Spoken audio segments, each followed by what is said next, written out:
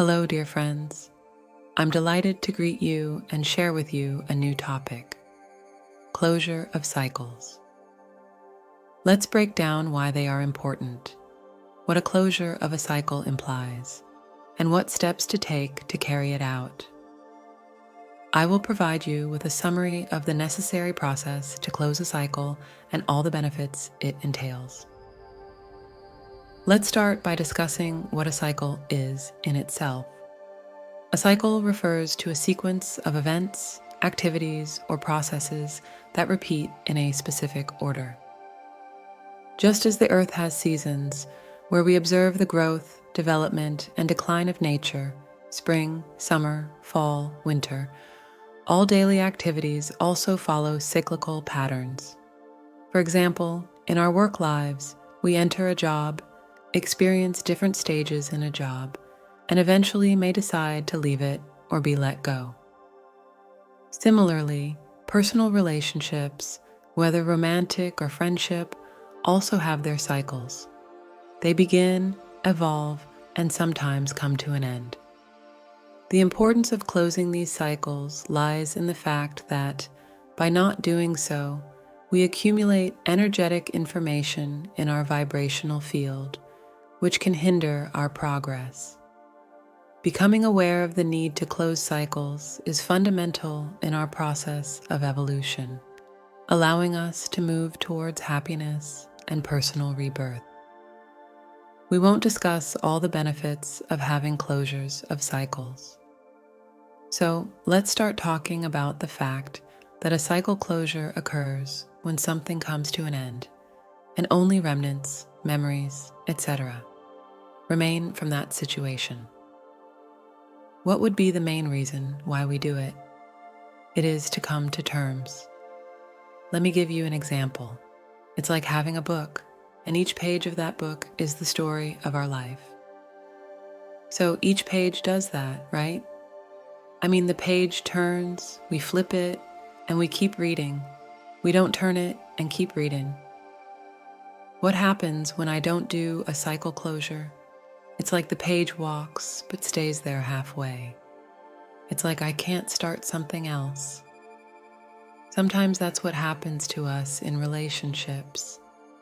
Sometimes a relationship ends, and it's difficult for me to keep moving forward or enter into a new relationship because there's like a ghost.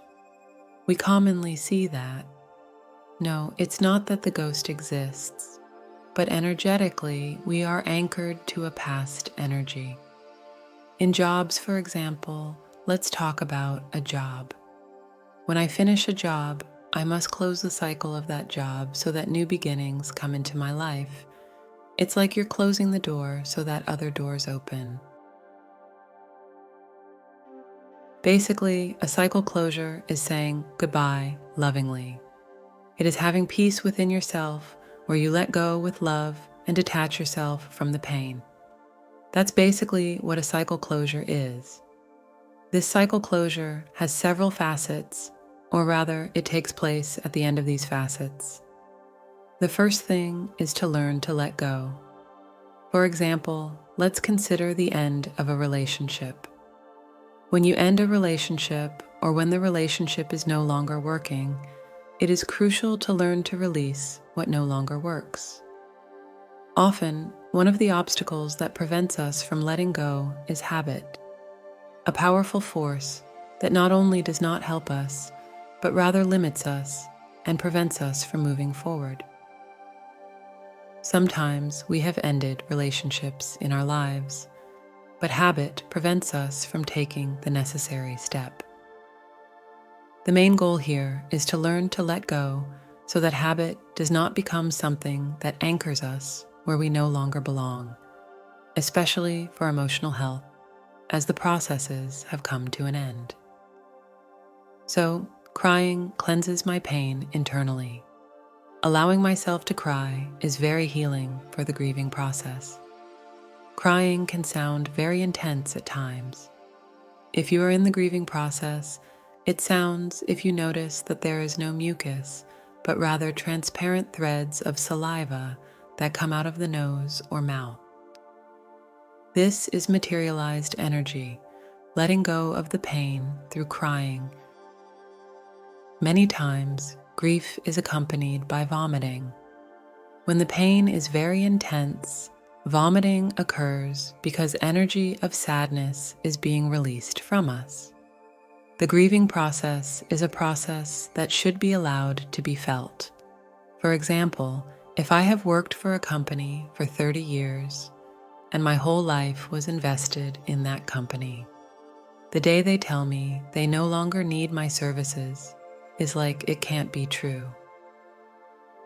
There comes a very intense pain with this example. What I am trying to demonstrate is that cycle closures are not only in people, but in everything that encompasses a life. For instance, if I lived in a house for 20 or 30 years, and that house meant a lot to me, but it's time to move to another place due to situations in my life, selling the house can cause me great pain. Allowing myself to grieve and say goodbye is super important.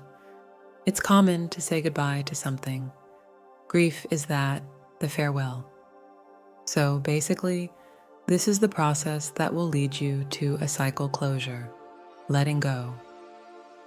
So the steps to follow for this cycle closure are 7, or at least I have classified them that way. The first step would be acceptance, which is what I was talking about earlier. Accepting that this no longer works, that I don't have to be here anymore. It's letting go, yes.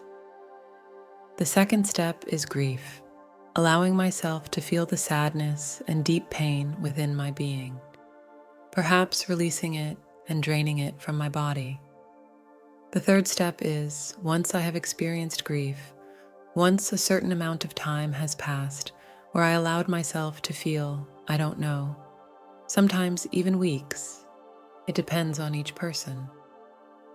But now that I've finished what was grief, the third step is to sit down and make a list of everything I experienced in that process. Let's say I'm going to close a cycle with a partner I had. So I'm going to sit down with pencil and paper and start writing down everything I experienced with that person, both the good things and not so good things. From when I met them, from the first glance, what I felt, And so there will be things I remember and things I don't, but precisely what I will remember are the most significant.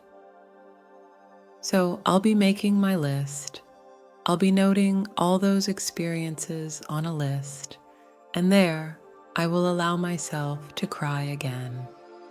While making my list, I can prepare, for example, a place where no one interrupts me, where I am, maybe, for about 2 or 3 hours, depending on more or less the time each one wants to give themselves. I can light a candle, burn some incense, and start writing and being with myself, thanks to my interior, and begin to write down all those experiences. After you write down all those experiences, the fourth step would be to reach the learning. Learning is very important because I need to know what connected me to that person, what it was that I had, or rather, what it is that I have to learn from all this. Perhaps this person came to show me that I needed to set boundaries. Perhaps came to show me that I needed to love myself. Perhaps came to show me that I had to practice discernment, had to start remembering that I have to start believing in myself. There are so many learnings, for example, from a job. I could understand that the learning from that job was precisely not allowing disrespect, maybe from one boss to another and to me, or the atmosphere among colleagues, and I don't know. Any learning you want, try to find what the learning is so that you can have a good cycle closure. It's not about leaving relationships or situations just because just because it ended, because they didn't love me anymore, or because I don't love them anymore and don't want to be with them, or because I got tired of that job. No, it's about finding the learning. Everything has a learning. The more you find that hidden pearl, perhaps, in the moment of grief, in darkness, because we can see a lot of sadness and pain, finding the hidden pearl, that is the great gift that this relationship or situation is leaving in your life. So once you find that learning and find the hidden blessing, the fifth step is to write a thank you letter. So right there in that process, when you let go and are writing your letters, you are going to write a thank you letter.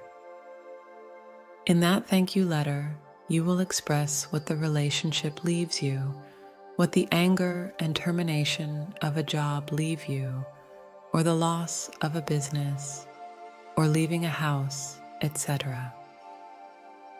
And then you write a thank you letter with all your love and affection for being grateful that that person or situation was.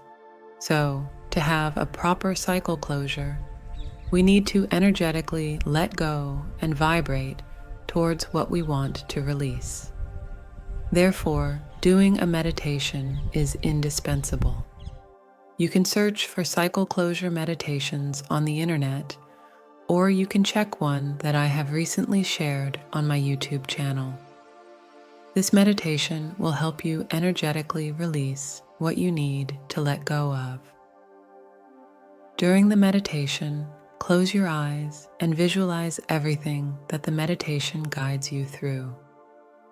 You will revisit what you have written, but now you will do it in visualization, from your intuition and intention. After the meditation, you may cry again. Remember that cycle closure is to put an end to the pain. It is the final sweep of the ashes left by grief. Then, the seventh step after finishing your meditation is to perform a magical act.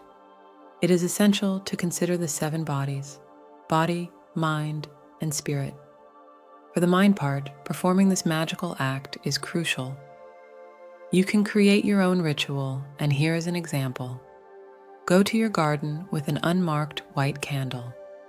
Bring a container with water and some white rose petals.